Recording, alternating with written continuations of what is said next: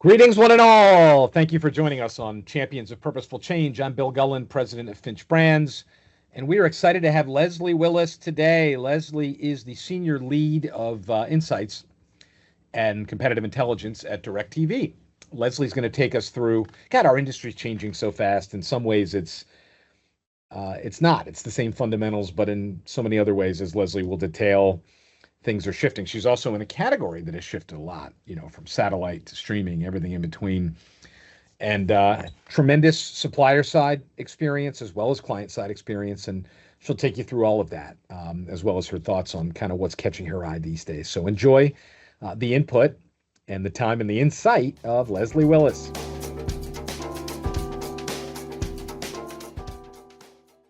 We are so excited to have Leslie Willis with us. Leslie is the senior lead of competitive intelligence at DirecTV, and a ton of interesting experiences along the way that I'm excited to hear about. But Leslie, thank you for your time. Oh my gosh, Bill, thank you so much for having me. I'm really excited to do this. Oh, as are we. And let's not keep our listeners waiting too long. I'd love to just kind of hear it. Sociology undergrad through supplier side roles, kind of brand side roles. Give us kind of the Cliff Notes version of the journey you've taken. It's fascinating. Yeah. So it's been a wild ride, Bill. I won't lie. I graduated college and I had this hippie boyfriend that was like, let's move to Colorado.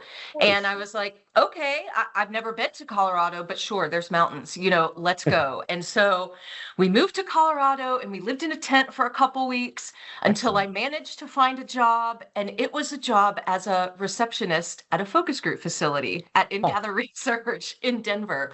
And so I managed to snag that job as a receptionist. And over time, I think because I had a sociology background, the owner of the facility was like, I think we could put you to work in some other ways besides just like your organizational skills. Like I think you have an aptitude for research. And so she kind of took me under her wing, Christine Cook, who used to run InGather Research. And she really kind of taught me the ropes, and she got me hooked up with Insights Association. And so I started, meeting people through Insights Association and being on the board.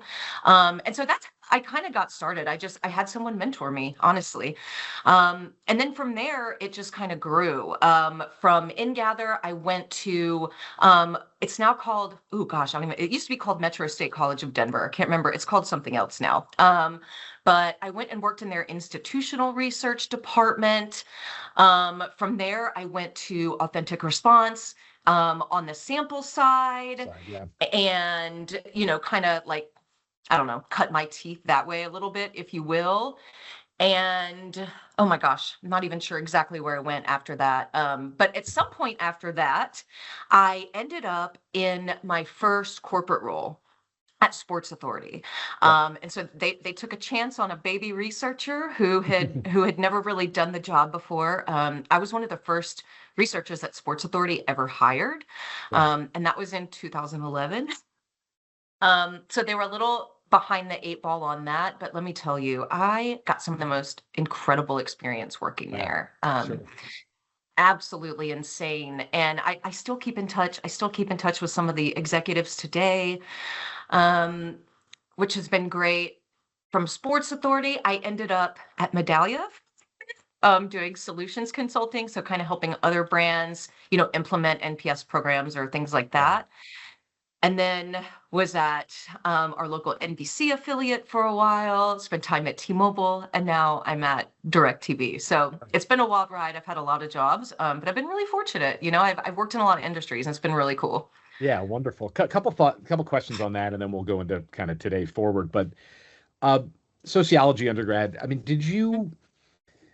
was that kind of, I need to pick one, or did you early on, was there something that kind of lit you up about that? And has that been a thread for why maybe Insights really connected with you? 1,000,000%. I took, you have to take all these electives, and I ended up taking Sociology 101 or something as an elective, and it just clicked with me. Like, I have always been fascinated by people. People just fascinate me. Right. And so kind of marrying like study of people with consumer behavior just made sense to me. And again, I had a great sociology professor who saw something in me and wanted to nurture me. And through that, she kind of got me into statistics classes and became my thesis advisor. So it was really a mentorship thing. But yeah, sociology is kind of what started it all. And let me tell you, I don't think anyone would want to listen to me teach. I don't know if they have the patience for it. And I think you either go into sociology to like teach or do Right. research. Right. So research it was, and then everything just kind of fell into place, weirdly enough, Yeah. as it tends to do sometimes. As it tends to do. And I mean, to your point, one of the threads of the interviews that we've conducted, as well as people we meet, clients and others in the insights world, is that very few people kind of know early on that this is it. Whether they're sociology or anthropology or psychology or anywhere else, but liberal artsy, like people, am curious, and then over time it becomes sort of a central fact of either a career that's growing or just something that people fall in love with. And it sounds like that happened for you. So when you think about what it takes to be in love with insights and effective in an insights role beyond kind of the sociology interest in people, I mean, over time, have you kind of built an inventory of what a great insights person, how they need to think or what they need to have? Call it insatiable curiosity. Yeah. That is what I have found through, my own experiences. It's what I've told, direct reports that I've mentored. I think that insatiable curiosity can get you anywhere as a researcher.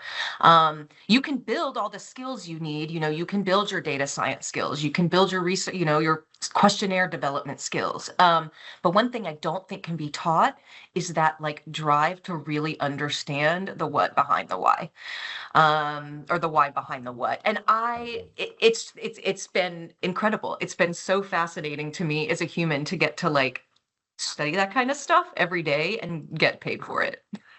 No doubt. You mentioned your Insights Association roles, sort of, and before we started, we were talking about trade shows and kind of just people along the way. Could you talk about kind of the role of the industry in both your education as well as almost the community-based sort of side of this? Because in some ways this is a big segment, in other ways it feels small. It's same people, same firms. What role did that play in your development? And I mean, obviously there's a networking side of it, but just the Yeah. community of people that you met along the way. Yeah, I mean, some of it is, networking. Absolutely. I've made some great friends, one of which who brought me to your podcast. Yeah. And that has been a huge part of it. But the learning and education has also been a great part. And I'm sure we'll get into this, but I took a little career break a couple years ago. But the Insights Association, because I was involved with them, I was able to help them recruit speakers for a conference, specifically on AI. And so while I was out of work, while AI was just blowing up, I had all these opportunities to learn about AI and its applications in research through the Insights Association. And then also, when I was ready to start working again, it's a great place to start reaching out to your network and, understanding what's out there. And those personal connections will never, ever hurt you, especially in an industry like research, where, at least for me, I don't do business with people that I don't know. Right. And I'm really fortunate that way. I've gotten to that point in my career. I've met a lot of people, but it's really important to me to have personal relationships with the people I do business with. And so that's really been helpful, is to just meet some incredibly bright, awesome, dedicated people through Insights Association. Yeah, definitely. You mentioned some roles in the supplier universe, from focus group facilities to sample houses to others, NPS and Medallia, and then obviously the brand side, with T-Mobile, now with DirecTV, the Sports Authority, et cetera. Could you sort of compare and contrast, or just, I guess, talk us through the differences and the similarities between supplier side and brand side? Absolutely. I think the supplier side, I really enjoyed kind of learning the building blocks of the industry from the ground up. You learn all the sorts of like interesting little tidbits about research. You understand how to design survey questionnaires. You understand how sampling works. When you move over to the supplier side, you kind of get to take all those things and apply them into how you can strategically grow your business. So you're able to take kind of like the actual numbers of the research and distill that into insights that you can then pass along to your team. In order to make the best decision possible for the business. So it's been, I love learning all the workings and the underpinnings of research on the supplier side, Right. but the strategic side of taking those insights and turning them into action is something that I've really enjoyed on the client side. Yeah. And related to that, whether as a supplier or as a function within a brand, you talk about turning data into insight with which to help kind of aid decision making and understanding what's happening in the world. One of the persistent themes we tend to talk about in here with people is what makes research meaningful within organizations. Any reflections on, I guess what it takes for executives to really get it, to have the right insight, to inform action, for research to have impact within an organization like DirecTV? What does it take? Yeah, I think again, it takes insatiable curiosity. Sure, of course. It takes some forward thinking. So you don't necessarily always want to present executives with things that have happened in the past. You want to prepare them for things that might happen in the future. And you really want to democratize insights across the entire organization. At DirecTV, we do have an instance of a tool where we it's a research repository, right? And we upload all of our decks, our spreadsheets, everything that we create as a team gets uploaded into this tool, along with like S&P market intelligence information, with Kagan research, with other syndicated research suppliers that we subscribe to. And it has an AI tool built in, so we can kind of comb through all of these, all these nuggets that we've put together across different projects and really, really come up with some interesting themes or some business cases that we could justify. And I think that has been really important in kind of helping us shape strategy at DirecTV. Is AI has been huge. Yeah. Obviously, I don't want to beat a dead horse with AI. Everyone's talking about it, but it's kind of hard not to. It's made my job a lot easier, and it's made me be able to kind of distill those insights down from like big nebulous things into actually actionable bullet points for the leadership. And has that primarily been about combing through the wide range of data that you have access to find the things and the threads? Any other ways in which AI's, don't tell me anything that's proprietary, but in terms of what you're comfortable sharing, other ways in which it's made things better?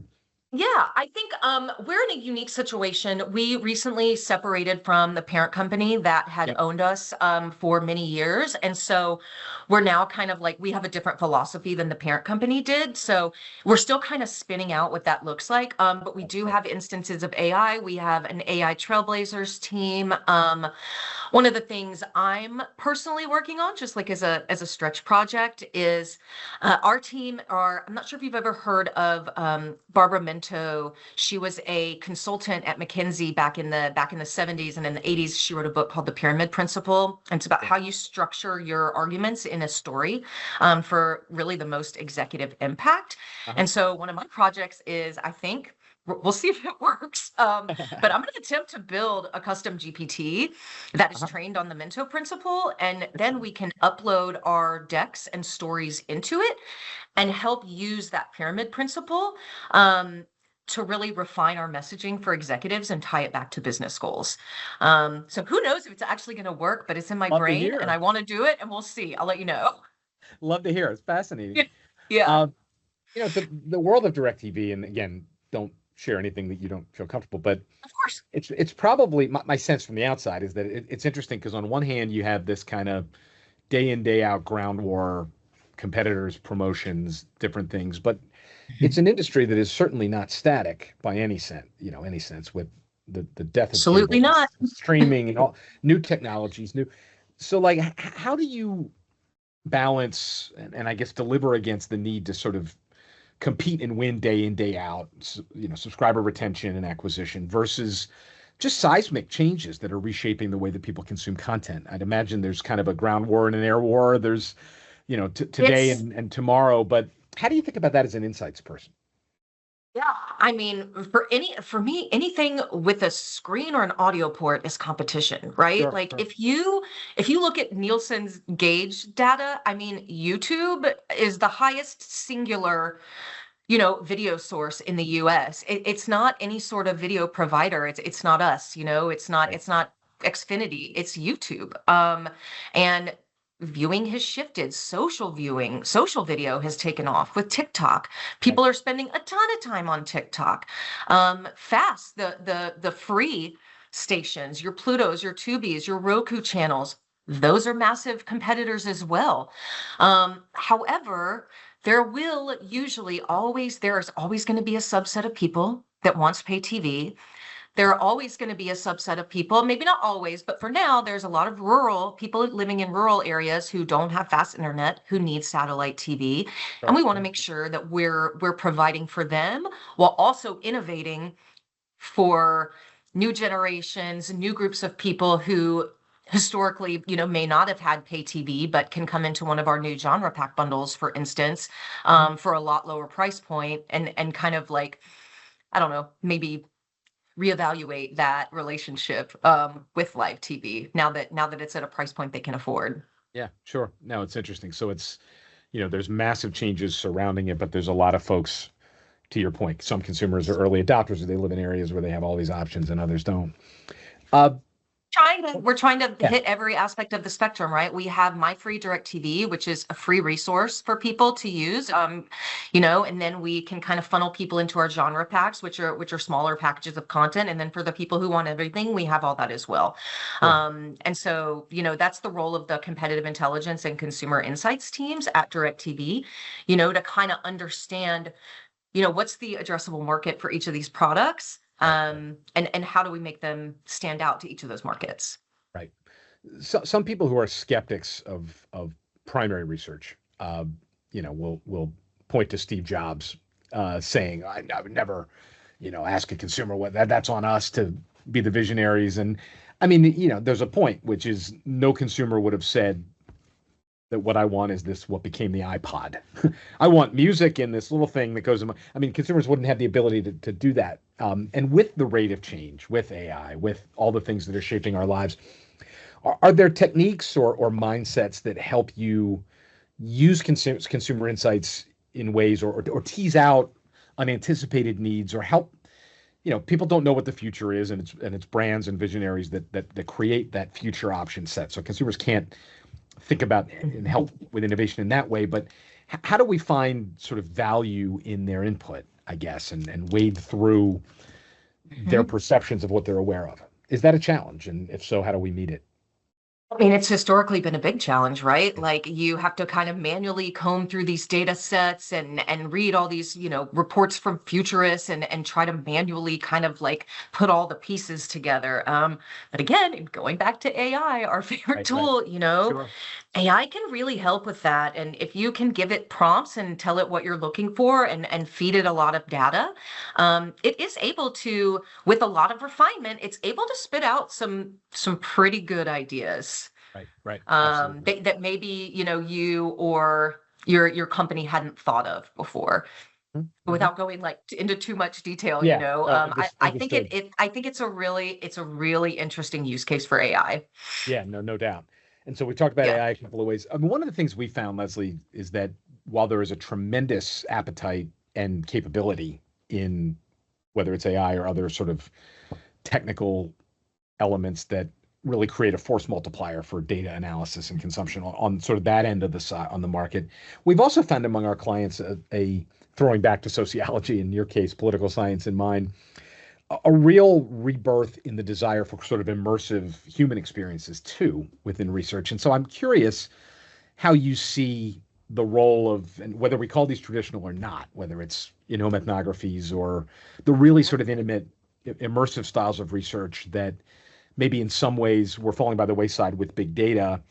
I don't know. We've heard from some, at least, that's back, and human connection needs to be part of it. So, how do you think about that and the balance between high tech, increases in force and capability, but on the other hand, the enduring human truth that drives a lot of this. I think one of the really interesting things that our consumer insights team recently did that I was not a part of, but I heard about it and I thought it was fascinating is, and it's something I've done in the past, is we are bringing executives back into the rooms with consumers. So, we will do focus groups where we will recruit consumers and not have the executives in the back room watching the focus groups, but having the executives actually at the table Right. with our customers. And because I think because of big data and because of these, massive quantitative studies that we're running, sometimes the actual voice, the physical voice of the consumer gets lost. Right. And so I think you have to bring humanity back into the equation at different points throughout the journey, because yes, we're giving them consumer insights, but they're not hearing it directly from the Sure. consumer's mouths. Right. And that is incredibly powerful, whether you're doing it in person or through video interviews or something like that. It's something we find really, really important because people are passionate about Yes. TV. In our case, they're passionate about the content they watch and they want to give us their opinions. So making sure we listen to them at that more granular level is really, really important too. Right. And it sounds like the style of listening, having executives experience it in flesh and blood and live, without a screen, without a deck, uh, Mhm. helps their ability to get it and feel it. Yeah. Yeah. Yeah. And then we're all, it just helps us understand we're all working towards the same goal from, the top Sure. of the company down to the people on my team. We're all working towards the same things and we've all heard the same things from consumers. Yeah, makes sense. Makes sense. And I can see how in organizations that are large and running in a bunch of different directions that sometimes reorienting folks at HQ to the nature of the customer through an interaction could have a impactful sort of mindset, uh, shift or whatever. Makes sense. We've talked about AI, and obviously the whole world is. Uh, what are some other things that you're seeing out there or that you're interested in? You talked about AI and sort of but Mhm. combining that with a tried and true method of kind of storytelling. So where the past meets the future. Other things that are kind of as you go to events or interact with colleagues that you're kind of looking at these days that are emerging or that are trending in the space. Yeah, AI is obviously, I think it really is the number one. It's the hot topic Yeah, of yeah. conversation. And kind of like for me, a lot of other stuff has fallen by the wayside, which is probably pretty Right. bad. I probably should get back out there. But I think I'm so enthralled and enamored with AI and the capabilities that it has, especially, in my own role. I mean, when I was a junior researcher, if I had AI to help me code verbatim Oh files God, instead of yes. doing like these are the things I think that really help researchers focus on the actual task at hand and not like the admin stuff. Right, right. But another thing that's happening in the industry, and I've recently run across it myself, and I won't put people on blast here, but we had a vendor run a survey for us, and I got the survey back, and it just did not, it just didn't look right. It really Right, didn't look right. right. Didn't match up with anything. So we had them look into it. Turns out the survey was just infiltrated with bots, Yeah, right, and it right. was the yeah, it's the first time I've really, I don't do a ton of quantitative in my role. I'm sure people have run up against this. I know sample quality has been an issue in the industry forever. But with AI, like I'm seeing it become even worse. I'm seeing so many AI answers in my open ends. Right. And with AI data now and people using AI data itself and synthetic data to solve problems, like I don't know enough about it to have a really informed opinion on it right now, but I know it's something that I'm definitely concerned with. Right. And I'm glad to see the industry kind of overall tackling it because it's a big problem. We're making huge business decisions based off of this data. And so to hear that one of our surveys was completely infiltrated was an Right, eye right. opener. Yeah, totally. And new technologies create ever more, it's kind of whack-a-mole, right? I mean, for a while there's certain types of consumers that were having trouble reaching, and then now it's, yeah, sample quality, and it used to be, Yeah. straight lining, it used to be fatigue, it used to be stuff, and it's always something new. So Yeah, agreed. And to your Exactly. point, Now it's, is it a human? is it a You human? know, Yeah, right. Absolutely. Uh, yeah. last question. I mean, we'll see where it takes us. But last question. This has been awesome, Leslie. Thank you. Yeah. When you reflect back on that sort of road that you've taken from sociology to the tent to the receptionist role that kind of brought you into the insights realm, at least in a tentative way, and that became a career for somebody who may be interested in insights. Hopefully, this podcast has a role in helping awaken some folks who may be starting out or starting over to consider insights paths. Any words of wisdom from the time you've spent and your development path that somebody early in their career, that you'd want to share with that person? Absolutely. Again, I think the number one thing is be curious. Yeah, Being curious, like actually really curious in your own heart about the consumer data and the consumers that you're trying to understand, that will take you a long way. Just yeah, like enthusiasm and curiosity. The second thing, and we also talked about this, is find a community. right, sure, The Insights Association has so many people, and a lot of us have been going to these conferences and things for years. And I personally, I love introducing new people to people right, that I've worked with before. I love making those connections, and I think a lot of us in research feel the same way. And if you're young and just starting out, take the leap. Go to like a happy hour. The Insights Association is just one of the associations you can join, right? Like there's so many, and so a lot of them are local and active in specific cities. And if you can find something going on, go join, go meet some people. It's only going to help you bounce around ideas. I think your community and your network cannot be like the importance of it cannot be overstated. right. Especially as you nurture those relationships through time, they will bring you more like opportunities and more fun times than you would ever get just kind of floating by yourself. Now it makes sense. And I also have found that the insights industry writ large is a welcoming group of people and So a very friendly welcoming. place. Yeah. Yeah, And I mean, people, I wouldn't have had the opportunities that I had it not been for very specific mentors who really said, like, I want to take this person and nurture her and help her grow. right. And people did that for me without question, and they've continued to do that for me throughout my career. Whenever I have a really hard question, whether it's a massive segmentation question or an ethnography question, I have this network of people I can reach out to help me understand that. I don't have to be all knowledgeable. I just have to build, a network of people around me that can help me answer all those questions. So Yeah, again, it really can't be overstated. definitely. Awesome. Well, thank you. And Mhm. we'll leave it there because I know you have an actual job to do, not just hanging out with me, although, but Leslie, thank you so much You're for, saving me from for reading 10K reports, Bill. I don't know. That's not saving. I'm depriving you of the joy of 10K reports and all the wisdom that exists within the Wall Oh Street man, paper. so much So fun. Hey, that's another thing that I love AI for. Thank God for AI yes, and combing 10K.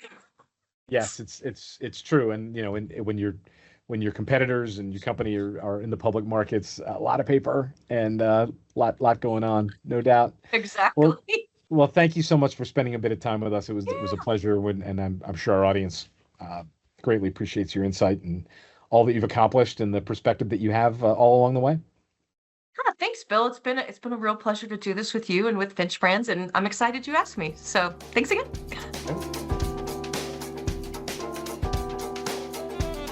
Our thanks to Leslie for a lot to think about and some fun stories and background from her journey. And it's so interesting how people come to an insights career, as I mentioned in the interview. Uh, not kids are dreaming of being an astronaut or a baseball player or whatever. Uh, but insights often finds people who, by virtue of how they're wired or what they've studied or whatever, who are great at it. I'm sure it finds people who leave too, but it is amazing the common denominator of curiosity and an interest in people and how that propels folks along amazing careers like Leslie's. As always, three ways to help us here at Champions of Purposeful Change, and we haven't held our promise to do this monthly, but we got a lot going on. This is nobody's full-time job, and so we're trying to keep our frequency up. And if you enjoy this content, help us out. One way to do that is to click subscribe in the podcast app or source of your choice. That makes sure that when we post a new episode, you don't miss it. It'll fly right down into your feed. That's one way. Rate and review is another way to not only give us the feedback that keeps us going, but also to help make sure that we're found when people are searching for new content that they might find value in. If you go to the podcast app or store of your choice, give us a rating, 5 stars if we've deserved it, as well as a review for what you thought, how we can do better. We'd love that. It helps us. And then lastly, let's keep the dialogue going at Bill Gullen at Finch Brands on X or Facebook or email, however you want to do it. We greatly appreciate feedback and ideas for guests and topics, and it's just nice to know there's somebody out there since we put so much love into this every time we do it. So thanks to Leslie, and I will sign off from the Cradle of Liberty.